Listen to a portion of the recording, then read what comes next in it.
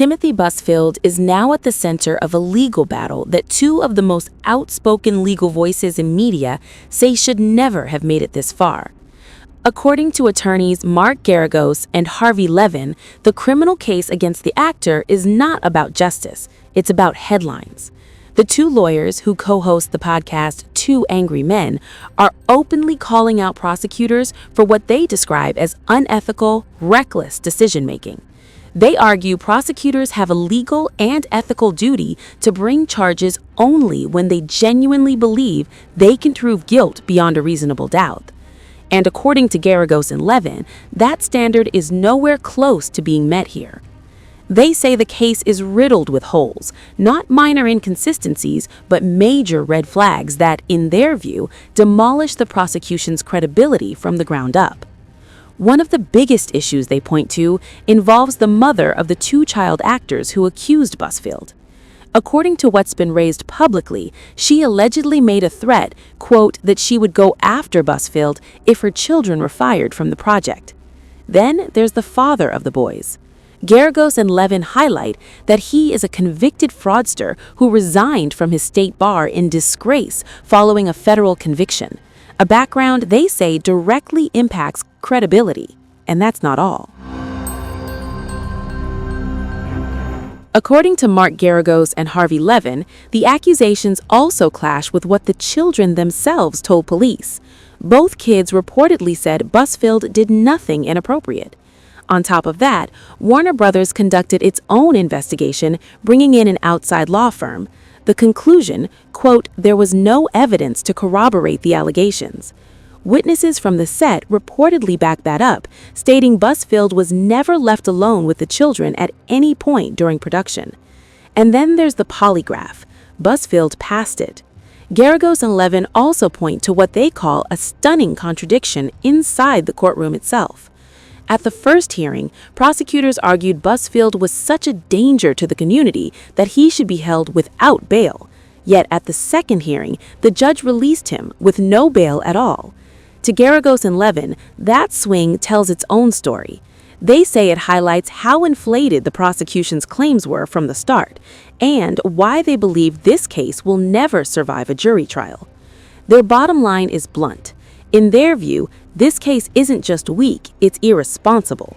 They insist prosecutors won't secure a conviction, and they warn that pursuing charges without solid evidence doesn't just hurt the accused, it undermines public trust in the justice system itself. And as this case continues, one thing is clear. The criticism from these two legal heavyweights isn't getting quieter, it's getting louder. Prosecutors urged the court to keep him behind bars, arguing that the accusations reflect a broader pattern of inappropriate behavior, one they claim escalated and ultimately culminated on the set of the series. They pointed to statements made by the parents of the boys, who alleged that Busfield groomed and sexually abused their children while working with them during production. Those allegations were detailed in the arrest warrant filed by prosecutors.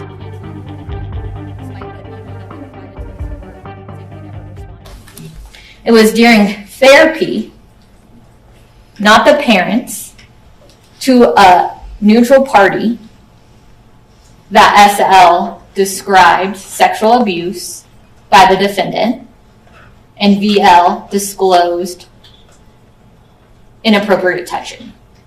The boys' disclosures in this case, they were detailed, they were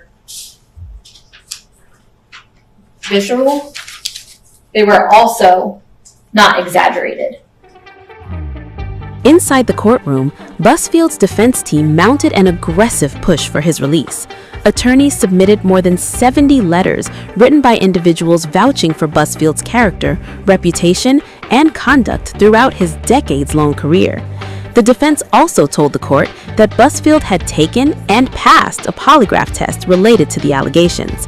In addition, they cited a psychosexual risk assessment, arguing that it supported their claim that Busfield does not pose a danger.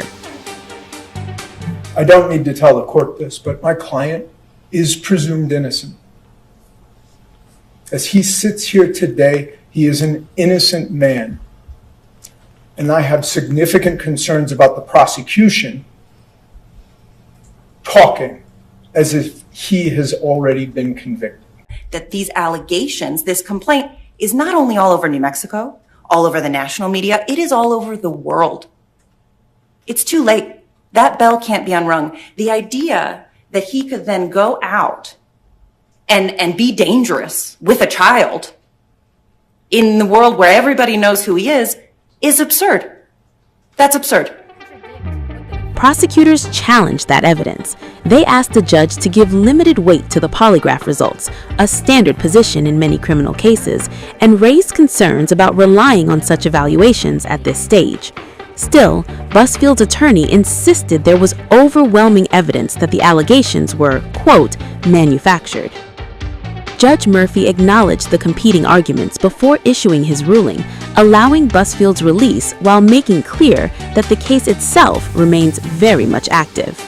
The question is whether or not the state has proven by clear and convincing evidence that there are no release conditions that would reasonably protect the safety of any other person or the community. It's broken down into the three-part analysis articulated in State versus Groves, and in that analysis, the court considers the factors enumerated in Rule 54906 as required by State versus Anderson.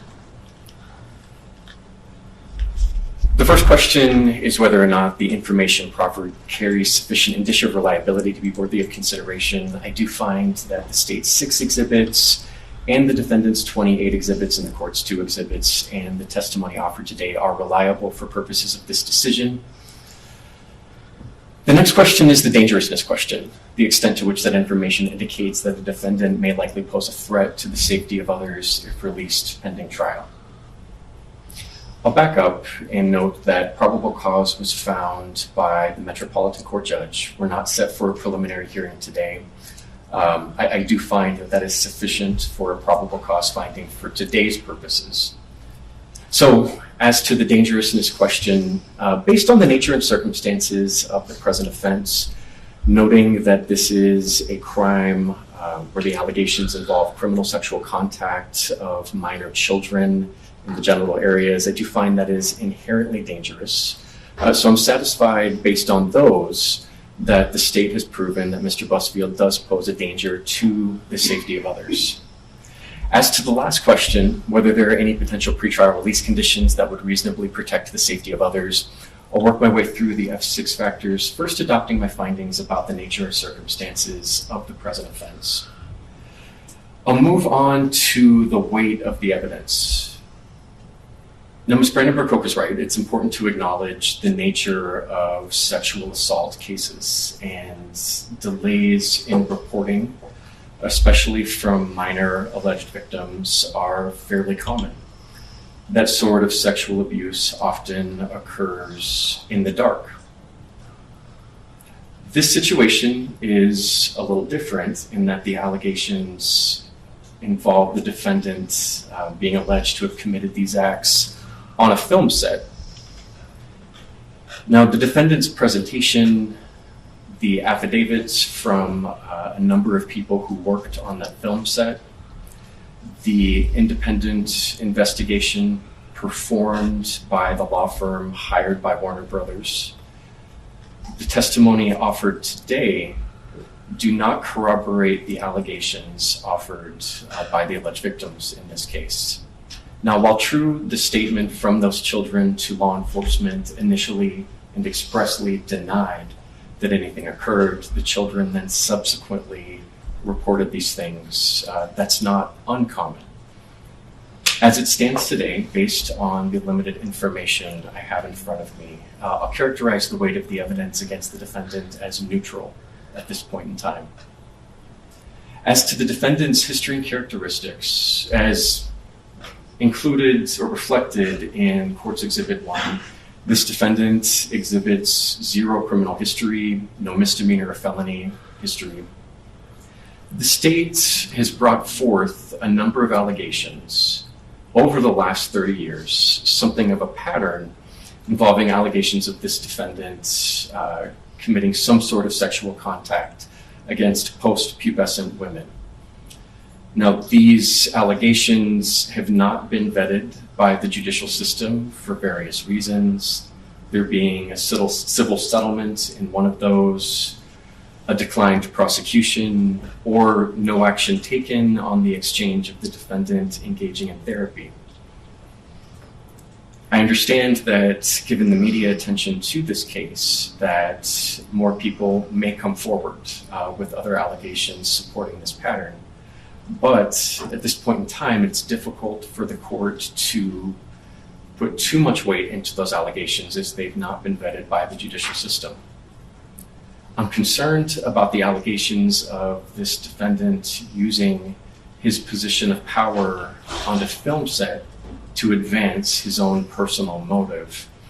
But the affidavits offered by other people working on the film set do not show that Mr. Busfield has used or abused that position of power. With regards to the nature and seriousness of the danger posed, I'm very mindful of the higher court's guidance in the Begay case in weighing this defendant's risk of reoffending. But given the lack of a pattern involving children in this case, I think that can be remedied through different conditions of release. For factor E, I don't find that there's been sufficient presentation that this defendant may commit new crimes if released pending trial. There's no evidence of a pattern of criminal conduct. There are no similar allegations involving children in his past.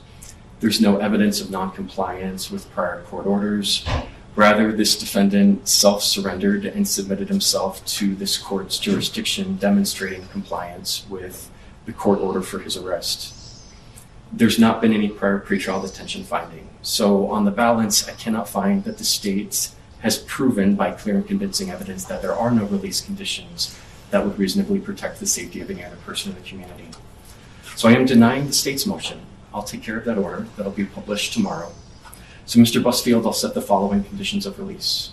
You're authorized for release on your own recognizance with the conditions that you appear at all future court settings. You're not violating the laws. You'll be supervised by pretrial services here in Albuquerque at a level 2. I'm not going to prohibit your travel. I understand you may not live here, but you will need to report to pretrial services here. You're not to possess any firearms or dangerous weapons. You're not to possess or consume any alcohol or illegal drugs. You must notify the court of your address. You're not to have any contact with the alleged victims or their families, and you're also not to discuss the case with any witnesses. That's what the attorneys and their investigators are there to do, and we can't be tampering with any of that. And then you need to maintain weekly contact with your attorney in this case. Busfield, best known for roles in The West Wing and 30-something, now faces a legal battle that could redefine his legacy.